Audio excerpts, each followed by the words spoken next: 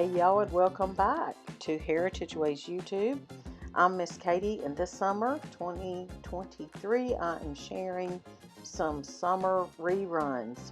I have dug into the video vault and I pulled out some things that some of y'all probably have not seen. Many of these videos were back in the day, years ago when we started our channel.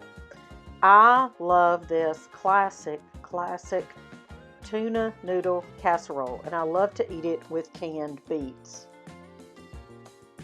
Now, I have the video for these two retro recipes down in the description box of this video. I have the recipes, rather, not the video. I have the recipes. They're clickable. You can print those off and keep in your homekeeping notebook. But this classic recipe is just noodles and tuna and peas and mushrooms and then the sauce. And you're going to find that recipe. Oh, doesn't that look good? Oh, my stars. I tell you what. And the breadcrumbs make it. I mean, do y'all like breadcrumbs on top of a casserole? But you're going to find the recipe, clickable recipe, down in the description box of this video. And this is something that's great any time of year, but it's definitely a comfort food. What do y'all think? Did y'all have this back in the day? I think it became popular by the Campbell Soup Company in the 60s or 70s, maybe even the 50s. But I was born in 1967, and I remember eating this a lot.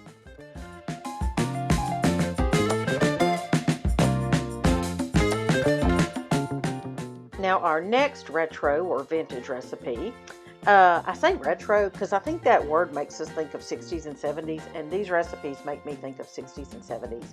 But this is a blueberry congealed salad, and it just calls for blueberry jello, or any kind of berry jello or a cherry jello.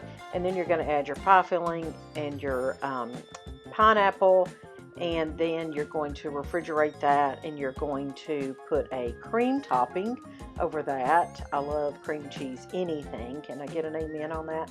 So you're going to put a cream cheese topping on that.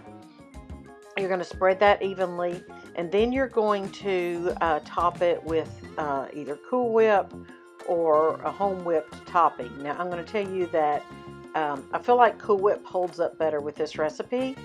I don't buy Cool Whip often, but nowadays they have a healthier version too. I can't remember the name of it, but I think it's a purple container. So try that as well if you want to.